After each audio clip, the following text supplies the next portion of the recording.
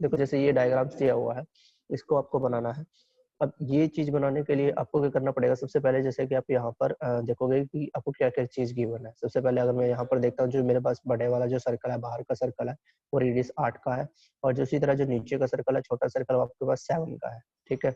यानी आप यहाँ से क्या करोगे, 2 सर्कल लगाओगे, और यहाँ पर अगर इसकी बात करूँ मैं, तो यहाँ पर 1 रेडियस का सर्कल होगा और एक होगा आपके पास 2 रेडियस का सर्कल। 4 सर्कल मतलब आपको लगाने हैं यहाँ पर, ठीक है? तो इसको हम लगाते हैं सर्कल की इसमें हम सर्कल की कमांड में जाएँगे, सर्कल लेंगे।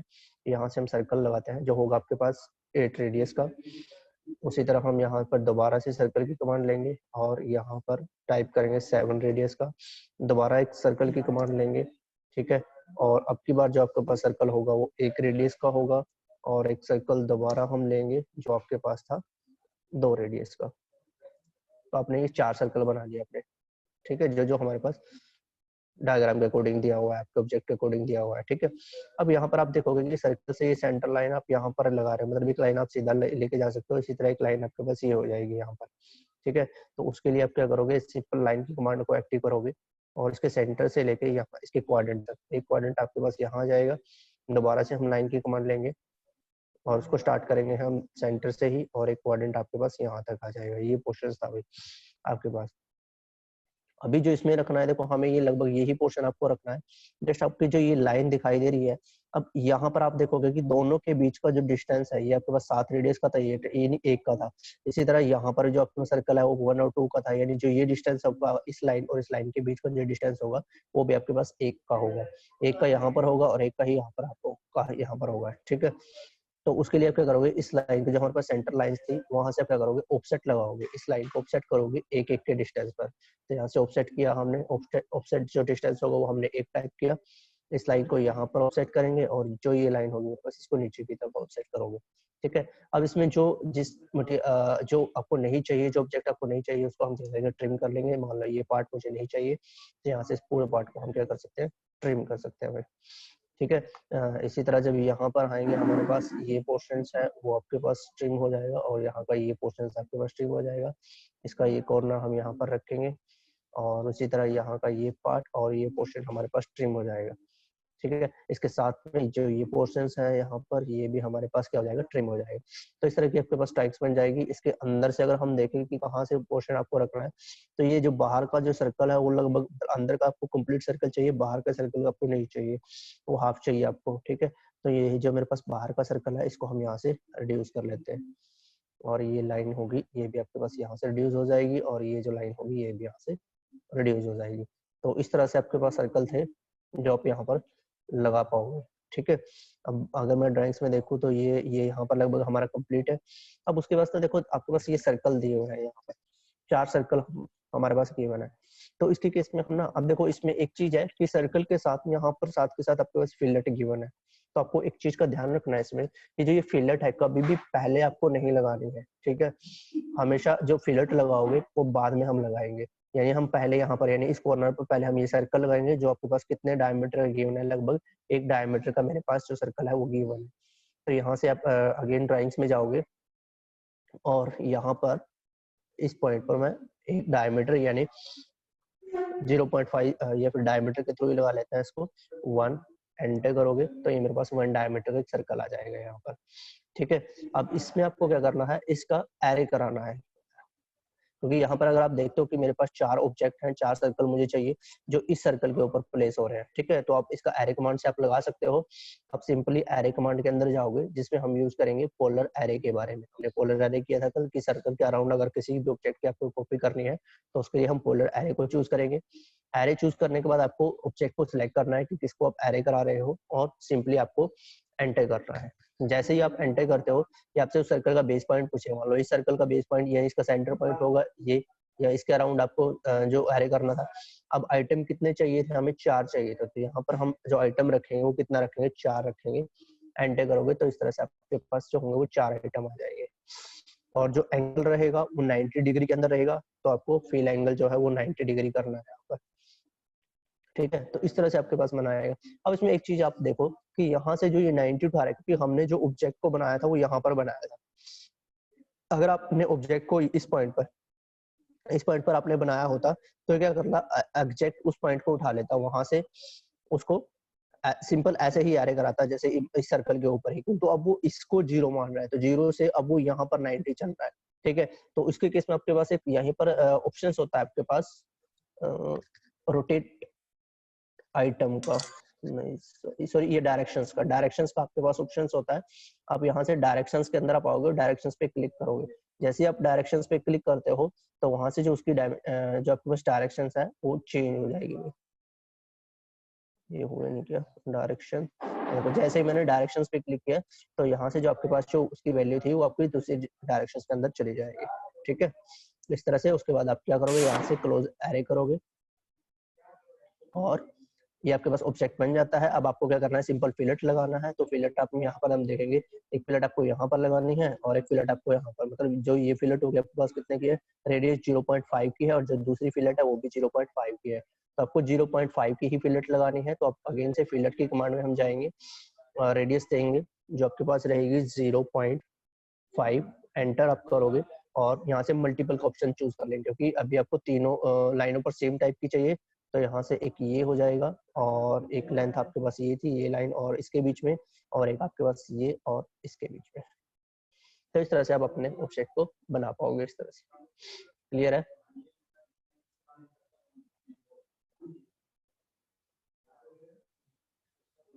ये ड्राइंग्स क्लियर हुई कि हमने इसको किस तरह से बनाया है? Yes sir, clear. ठीक है भाई। अब ऐसे ही यहाँ पर अगर मैं ड्राइंग्स की बात करूँ तो इसमें आपके पास लगभग ये ड्राइंग्स यहाँ पर कंप्लीट हो जाती है। इसके नीचे का जो पार्ट होगा,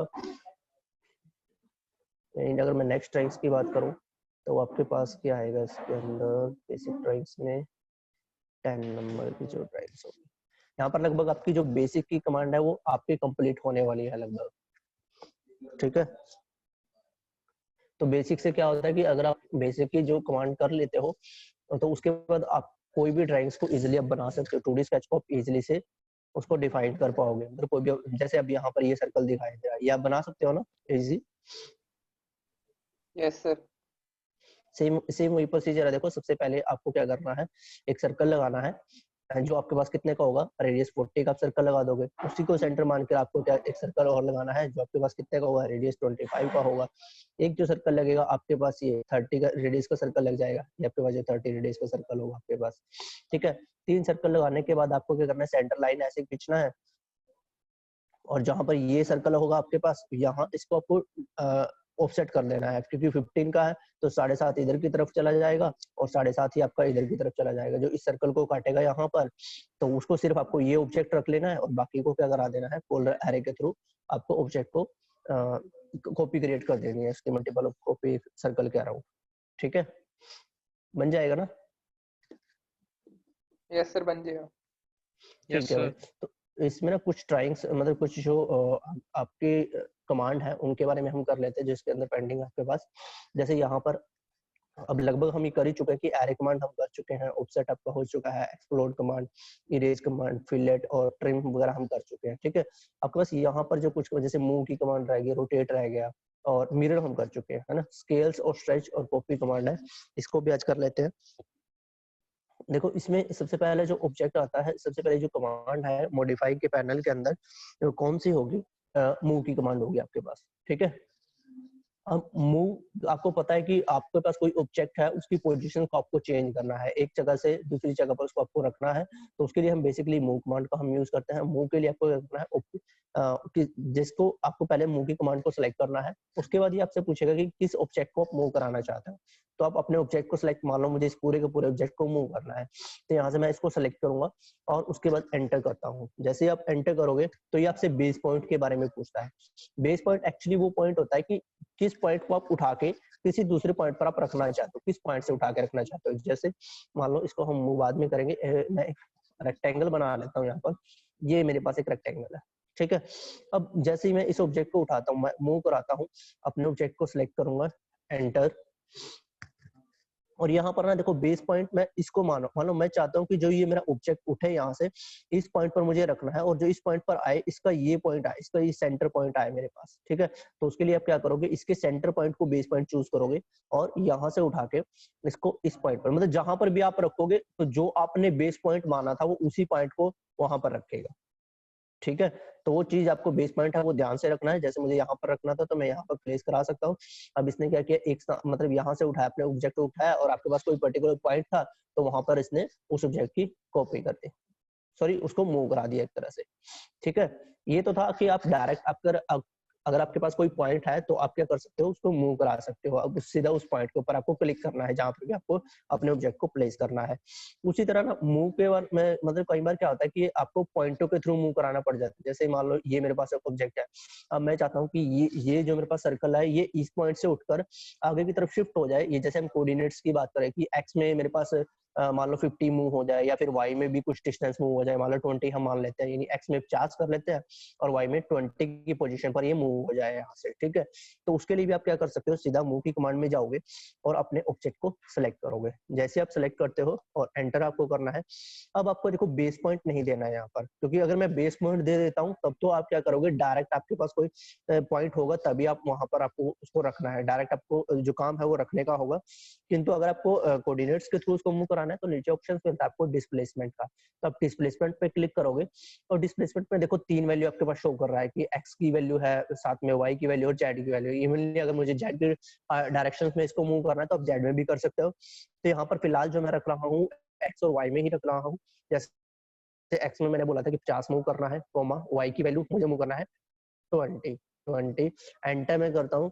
जैसे ही आप एंटर करोगे तो देखो यहाँ से वो, अब उसने क्या किया कि आपका जो ऑब्जेक्ट था यहाँ से लेके इस जो इसके बीच का जो डिस्टेंस है वो 50 का होगा और वाई की वैल्यू 20 में मूव करा दिया। अगर मैं यहाँ से इसकी वैल्यू को मेजर करता हूँ तो ये पॉइंट और जो ये पॉइंट है ये देखो 50 का ये पॉइंट होगा और यहाँ से जो वाई का डिस्टेंस होगा वो आपके पास कितना होगा, 20 का होगा।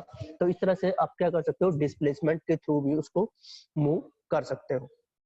ठीक है, क्लियर हुआ मूव की कमांड? Yes sir. हाँ जी, समझ में नहीं आई क्या? आगे समझ सर। आ गया ना? ठीक है भाई। उसी तरह देखो ये तो था आपके पास मूव, ऐसे ही आपके पास क्या होता है कि रोटेट की कमांड आती है आपके पास। ठीक है, अब रोटेट के लिए आपको क्या कर सकते हो, मान लो आपको किसी पर्टिकुलर ऑब्जेक्ट को रोटेट करना है तो उसके लिए हम क्या करेंगे, रोटेट की कमांड का हम यूज करते हैं। उसके लिए आपको सबसे पहले रोटेट करना है। जैसे ही रोटेट की आप कमांड लेते हो उसके बाद अपने ऑब्जेक्ट को सिलेक्ट करोगे कि किस ऑब्जेक्ट को आप रोटेट करा रहे हो। मान लो मुझे इस सर्कल मतलब इस रेक्टेंगल को है वो रोटेट कराना है, तो आप इन्हें यहाँ से रेक्टेंगल को सिलेक्ट करोगे। रेक्टेंगल सिलेक्ट करने के बाद आपको एंटर करना है। जैसे ही आप एंटर करते हो तो वही दोबारा से फिर आपसे क्या पूछता है, ये बेस पॉइंट पूछता है कि किस पॉइंट से, किस बेस पॉइंट से आप अपने ऑब्जेक्ट को उठा के रोटेट करानी है, यानी किस पॉइंट के अबाउट आपको रोटेट कराना है एक तरह से। मान लो मैं इसको सेंटर पॉइंट दे देता हूँ, ये मेरे पास बेस पॉइंट है।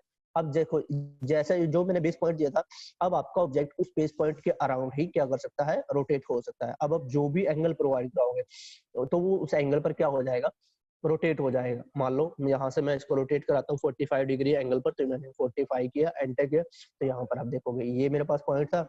अब यहाँ से वो क्या करेगा, जो मेरे पास ये लाइन थी, यानी यहाँ से अगर मैं एक स्ट्रेट लाइन लगा लेता हूँ इस तरह से, तो इसके और इसके बीच का जो एंगल बना है वो आपके पास कितना होगा, 45 डिग्री एंगल होगा। यहाँ से आप मेजर कर सकते हैं उसको। एंगल पर आप चाहोगे ऑब्जेक्ट को सिलेक्ट करोगे और यहाँ से जो आपके पास ये देखो है जो एंगल रहेगा वो हमारे पास कितना रहेगा, 45 डिग्री का रहेगा। तो इस तरह से भी आप क्या कर सकते हो, अपने ऑब्जेक्ट को रोटेट करा सकते हो अगर आपको रोटेट कराना है तो। सर ठीक है, जैसे ऑब्जेक्ट के ऊपर जो सी ड्राइंग थी, अगर हमने इसको भी साथ के साथ करना, रोटेट करना, फिर तो उसको आपको एक साथ सेलेक्ट करना पड़ेगा। मान लो आपको, क्योंकि मैंने जैसे सिर्फ रेक्टेंगल लिया था, अब इसको भी आप रोटेट कराना चाहते हो साथ में, तो आप क्या करोगे, यहाँ से दोबारा रोटेट की कमांड दोगे। अब पूरे ऑब्जेक्ट को सिलेक्ट कर लोगे, यहाँ से पूरे ऑब्जेक्ट को सिलेक्ट करने के बाद एंटर करोगे और बेस पॉइंट में ये दे देता हूँ। अब देखो अब मैं इसको जो रोटेट होगा वो पूरा दोनों ऑब्जेक्ट आपके एक साथ रोटेट हो। ठीक है, ओके सर, क्लियर। वो डिपेंड करेगा ना कि आप सेलेक्ट किस को कर रहे हैं। वहां पर मैंने सिलेक्ट किया था सिर्फ रेक्टेंगल को किया था, इसलिए उसने एक ही ऑब्जेक्ट को किया है। तो आप एक से ज्यादा ऑब्जेक्ट को भी आप ले सकते हो एक साथ। ठीक है, अब इसमें ये तो थी आपकी मूव की कमांड हो गई, यहाँ पर रोटेट हो गया। अब ऐसे ही हमारे पास कॉपी की कमांड आती है। कॉपी हम कर सकते हैं अपने ऑब्जेक्ट को। तो कॉपी करने के लिए आपको पता है कि आपके पास एक ऑब्जेक्ट है, उसकी मल्टीपल्स ऑफ कॉपी आपको क्रिएट करनी है। तो उसके लिए आप यहाँ से कॉपी कमांड पे जाओगे और ऑब्जेक्ट को सिलेक्ट कर लो। मान लो यही मेरे पास ऑब्जेक्ट है जिसकी मैं कॉपी करना चाहता हूँ, मैंने इसको सिलेक्ट किया। उसके बाद आपको एंटर करना है। जैसे आप एंटर करते हो तो ये वही आपसे देखो यहाँ पर भी दो ऑप्शंस आपको मिलते हैं कि डिस्प्लेसमेंट के थ्रू आप कॉपी कर रहे हो या फिर बेस पॉइंट के थ्रू आप उसको कॉपी कर रहे हो। अगर बेस पॉइंट उठाओगे तो वहां से क्या करेगा, उसकी अब जो जहां जहां आपके पास पॉइंट हो गए वहां वहां आप वैल्यू को रखते जाओ, उस पॉइंट पर आप क्लिक करते जाओ, तो वहां पर उसकी वो कॉपी क्रिएट करता जाएगा आपके ऑब्जेक्ट की। मतलब जहां जहां आप क्लिक करोगे वहां वहां पर वो क्या करता रहेगा, आपके ऑब्जेक्ट की कॉपी करता रहेगा। ठीक है। दूसरा जो ऑप्शन था हमारे पास क्या था कि आप अगर आपको जो कॉपी करना है ऑब्जेक्ट को उसकी डिस्प्लेसमेंट के थ्रू करना है यानी पॉइंटों के थ्रू करना है तो वो भी आप कर सकते हो। अब यहाँ से डिस्प्लेसमेंट पे जाओगे और अब उसकी वैल्यू आप वहां पर बताओगे कि कितनी वैल्यू आप वहां पर आप दे रहे हो जो आपको कॉपी करनी है। मान लो यहाँ से हो जाएगा मैं इसको कर लेता हूँ 50,50 एंटर करता हूँ। तो जैसे आप एंटर करोगे तो यहाँ पर आई थिंक ये ऑब्जेक्ट उठाया है जिसने आपके पास 50,50 की डिस्टेंस पर होगा। अगर हम डिस्टेंस को मेजर करेंगे यहाँ से लीनियर का डिस्टेंस, ये पॉइंट और ये पॉइंट, इसके बीच में देखो ये 50 और यहाँ से ये वैल्यू आपके पास 50 हो जाएगी। ठीक है। तो उसके डिस्प्लेसमेंट के थ्रू भी आप कर सकते हो और अगर आपको डायरेक्ट पॉइंट है तो आप उसके थ्रू भी अपने ऑब्जेक्ट की कॉपी कर सकते हो। ठीक है। अब इसी के अंदर नेक्स्ट जो कमांड आती है आपके पास, देखो एक जो कमांड बचती है वो स्केल बचता है और जो सेकंड जो बचता है आपके पास स्ट्रेच की कमांड बचती है आपके पास। अब स्केल और स्ट्रेच का हम कैसे यूज कर सकते हैं? स्केल क्या होता है बेसिकली, बता सकता है कोई? मेजरिंग इंस्ट्रूमेंट होता है सर। मेजरिंग इंस्ट्रूमेंट्स होगा, इंस्ट्रूमेंट्स की बात नहीं कर रहे हैं हम, सिर्फ स्केल की बात कर रहे हैं। सर स्ट्रेट लाइन ड्रॉ करने के लिए। स्ट्रेट लाइन ड्रॉ करने के लिए हम स्केल का यूज करते हैं और किसी पर्पस के लिए यूज नहीं करते हम।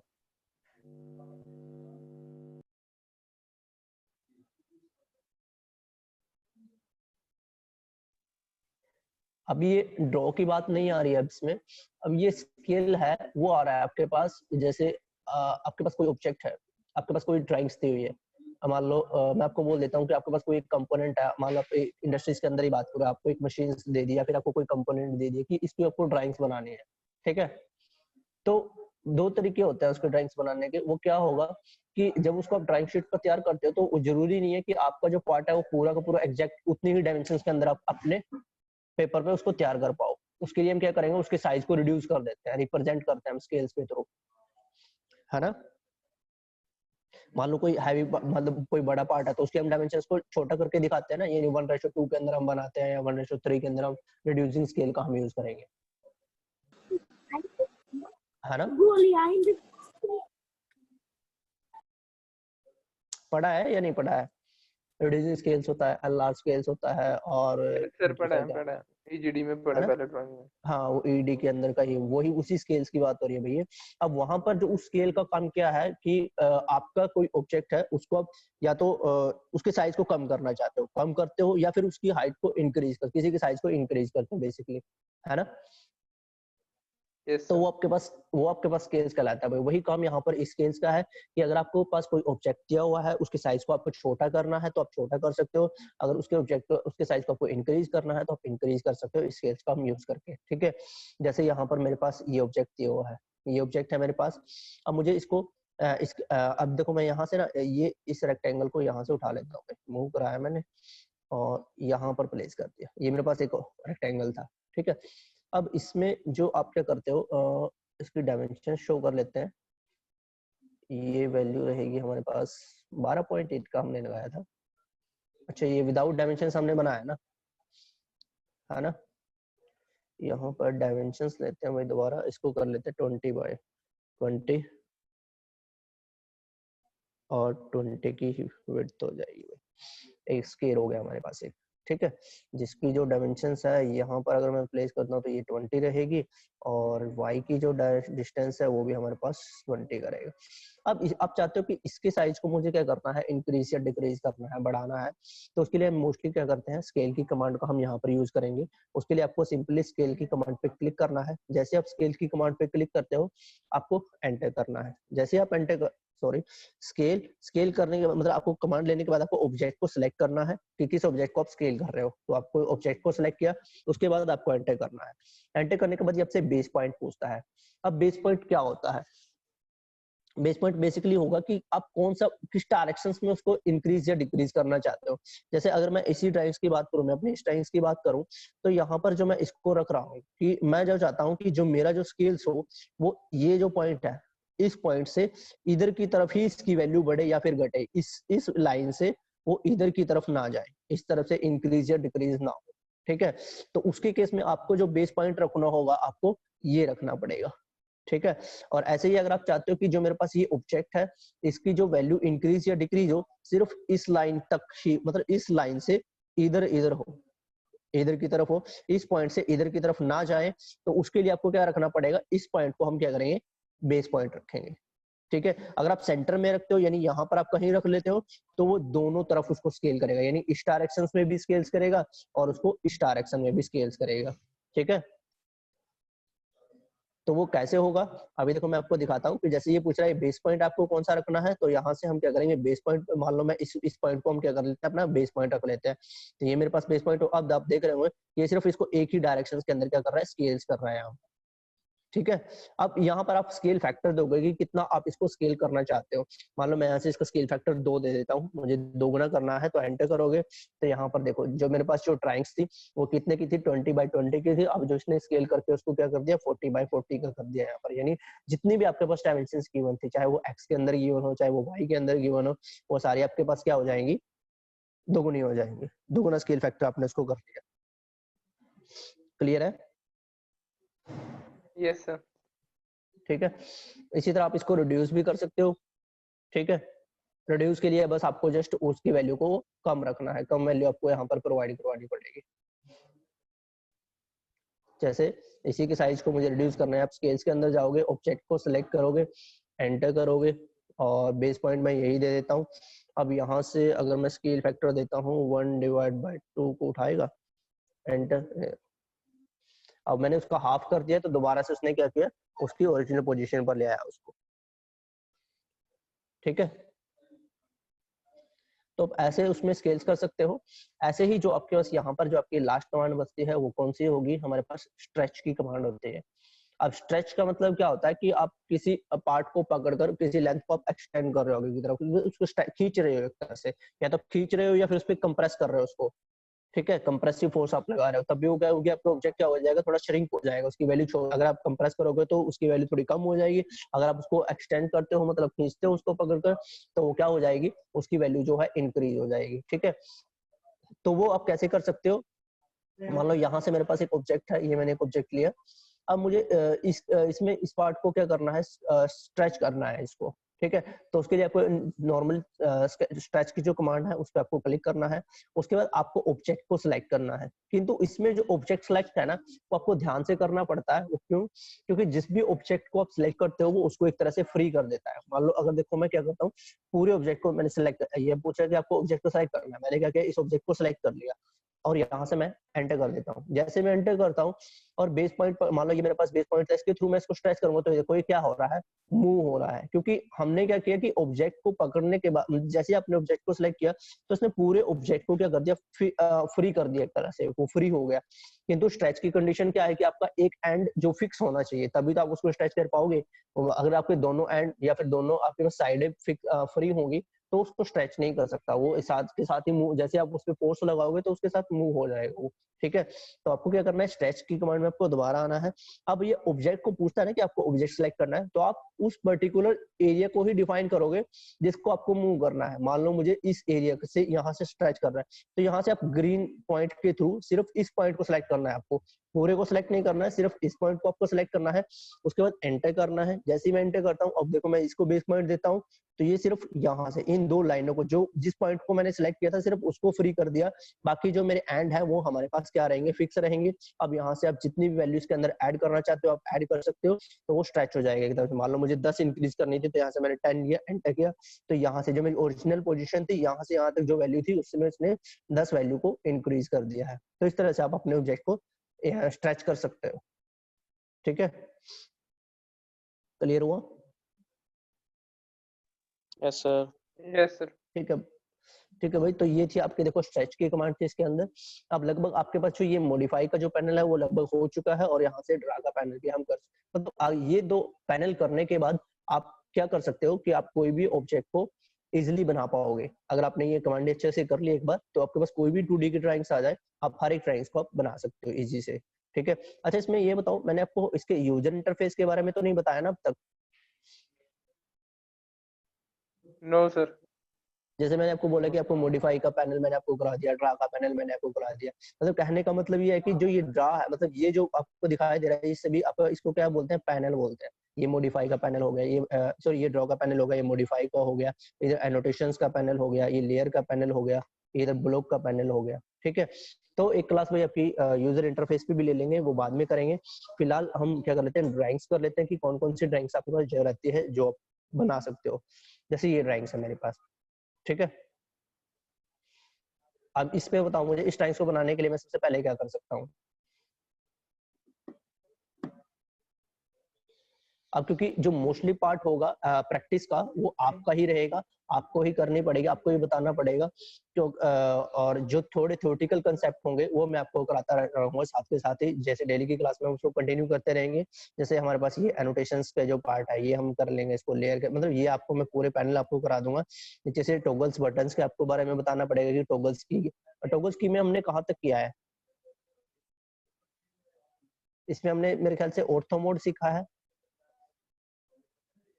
और ये ग्रिड मोड है, इसमें हमने सीखा है। किए थे ना ये टॉगल बटन? यस सर, 2 ही करी थी बस यस मैंने सर। तो। दो ही किए हैं सिर्फ, है ना। ये एक तो ये यहाँ से ग्रिड मोड ऑफ करना है या ऑन करना आप यहाँ से कर सकते हो। दूसरा हमने यहाँ से ऑर्थो मोड कमांड के बारे में सीखा था, है ना। ठीक है भाई, यस सर।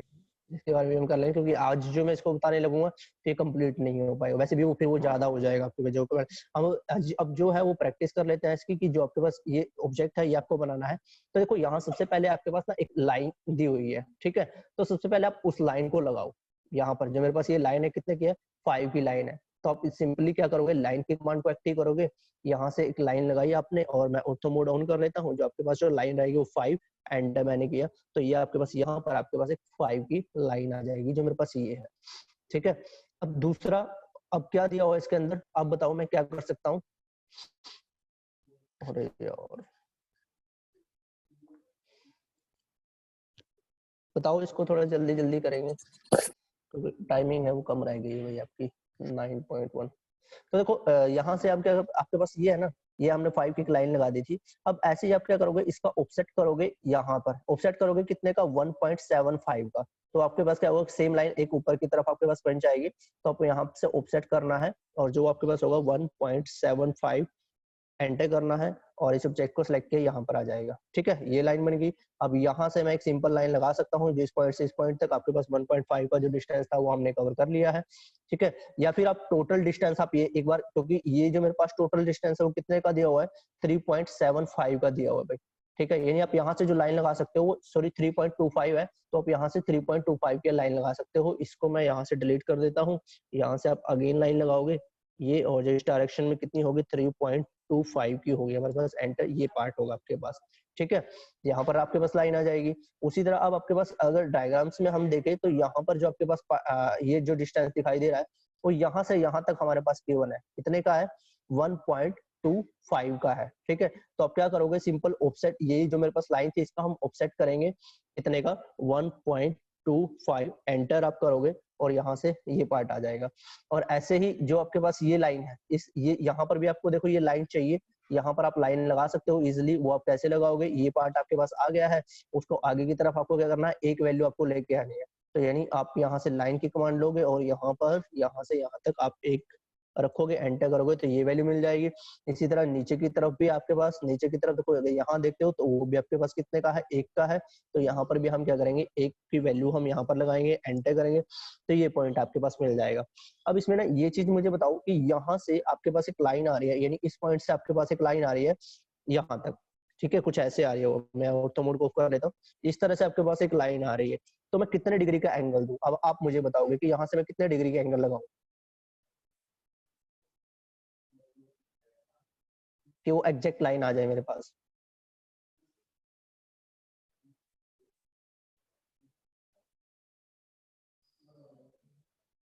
बताओ।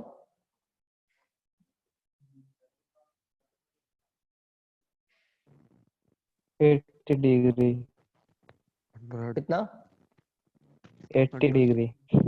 80 डिग्री। ठीक है भाई, वो 80 डिग्री ही आएगा आपके पास। ठीक है। अब देखो 80 डिग्री क्यों आया, कि ये जो मेरे पास एक स्ट्रेट लाइन थी, स्ट्रेट लाइन में यहाँ पर मुझे एक लाइन इस तरह से लगानी है जो आपके पास ये 100 का एंगल बना है यहाँ से। अब ये जो मेरे पास 100 है तो ये पोर्शन आपके पास जो बचा हुआ आपके पास कितने का होगा, 80 का होगा, इसलिए यहाँ से मैं एक 80 डिग्री पे लाइन लगाऊंगा वहां पर। ठीक है, तो यहाँ पर जो आप लाइन दोगे, यहाँ पर आप आएंगे, आप कंस्ट्रक्शन लाइन के अंदर आप आओगे, यहाँ पर कंस्ट्रक्शन लाइन के अंदर, और उसके एंगल जो आप दोगे वो कितने का हो जाएगा, 80 हो जाएगा। एंटर करोगे तो यहाँ पर सॉरी इस पॉइंट पर, क्योंकि ये पॉइंट है ना हमारे पास, यहाँ पर इसी पॉइंट पर मैं प्लेस कर सकता हूँ। ऐसे आप यहाँ पर प्लेस करोगे तो जहां तक आप इसको रखना है वहां पर रख दोगे, बाकी पोर्शन को हम यहाँ से ट्रिम कर लेंगे। एंड ये पोर्शन आपके पास ट्रिम हो जाएगा, यहाँ से ये पोर्शन आपके पास ट्रिम हो गया, और ये पोर्शन आपके पास ट्रिम हो जाएगा इस तरह से। यहाँ से ये लाइन भी आपके पास यहाँ से ट्रिम हो जाएगी इस तरह से। ठीक है, अब ऐसे ही यहाँ से आपको एक लाइन लगानी है जो यहाँ पर होगी। तो अब ये एंगल जो बताओ, ये एंगल कितने का आपको लगाना है यहाँ से यहाँ तक? 116। वो 116 का ही रहेगा, क्योंकि वो एंटी क्लॉकवाइज ही चल रहा है आपका। तो यहाँ से डायरेक्ट यहाँ पर भी हम क्या कर सकते हैं, पॉली लाइन सॉरी हम कंस्ट्रक्शन लाइन में हम जा सकते हैं, और जो एंगल देंगे वो आपके पास कितने का होगा, 116 का होगा। एंटर आप करोगे और इस पॉइंट पर हम प्लेस कर देंगे, क्योंकि यहाँ पर ये पॉइंट है मेरे पास। अब यहाँ से जहां तक मुझे ये पॉइंट चाहिए उसको हम रख लेंगे, ट्रिम करेंगे। एंटर आप करोगे, ये पॉइंट आपका ट्रिम हो जाएगा यहाँ से, और ये आपके पास जो लाइन है नीचे से वो आपके यहाँ तक ट्रिम हो जाएगी। ठीक है, अब ऐसे ही इसमें क्या है, नेक्स्ट जो आपके पास लाइन दी हुई है, यानी अभी देखो यहाँ से ये जो टोटल डिस्टेंस है आपके पास कितना है, 1.75 का डिस्टेंस है यहाँ से, 1.75 ये। ठीक है, तो इस लाइन को सेट कर सकते हो आगे की तरफ 1.75 का, या फिर जो मेरे पास मैंने यहाँ पर लाइन लगाई हुई थी मैं उसी को सेट कर लेता हूँ कितना, 2.75, क्योंकि एक ये ऐड हो जाएगा और 1.75 यहाँ से ऐड हो जाएगा, तो आपके पास आ जाएगा 2.75। तो यहाँ पर मैं ऑफसेट करूंगा कितने का, 2.75 का। एंटर मैं करता हूँ, इसी लाइन को यहाँ पर ये लाइन मिल जाएगी आपके पास। ठीक है, अब इस लाइन की आपकी जरूरत नहीं है तो यहाँ से आप इसको हटा सकते हो। अब ये जो पॉइंट मिला है वो यहाँ तक मिला है आपके पास। अब ऐसे ही ना यहाँ पर देखो लास्ट में आप देखोगे कि मेरे पास ये पॉइंट था, ये एंगल आप लगा रहे हो 45 डिग्री का होना चाहिए। तो 45 डिग्री कैसे आएगा, 180 से 45 हम माइनस कर देंगे, आपके पास 135 का आपको एंगल लगाना है। तो यानी यहाँ पर भी आप क्या करोगे, 135 पर कंस्ट्रक्शन लाइन के थ्रू एक लाइन लोगे, एंगल हम देंगे 135। एंटर आप करोगे, यहाँ पर प्लेस करोगे तो जो कुछ इस तरह से जाएगी वो आपके पास। ठीक है, अब यहाँ से हम क्या कर सकते हैं, इसको ट्रिम कर सकते हैं, जो पोर्शन हमें रखना है ट्रिम किया। एंटर, इस लाइन को यहाँ से ये चीज और ये आपके पास खत्म हो जाएगा यहाँ से, और ये भी आपके पास हट जाएगी, यहाँ से ये लाइन हट जाएगी, ये पोर्शन ट्रिम हो जाएगा, ये पोर्शन ट्रिम हो जाएगा आपका, ये पोर्शन ट्रिम हो जाएगा। ठीक है, और यहाँ से अंदर का ये पोर्शन ट्रिम हो जाएगा। तो ये था भाई आपको ऑब्जेक्ट जो आप बना सकते थे। इजी है ना? तो बस जस्ट आपको थोड़ा सा ध्यान देना है, जिसने भी क्योंकि इसके लिए जो आपका कंसेप्ट है कि वो पोलर कोऑर्डिनेट सिस्टम का है वो आपका क्लियर होना चाहिए, तभी आप क्या कर पाओगे, आगे एंगल्स आप निकाल पाओगे। ठीक है, आज के लिए भाई इतना ही करते हैं, बाकी का जो सेशन होगा वो कल करेंगे, या जो भी आपके डाउट्स होंगे वो कल करेंगे भाई इसको।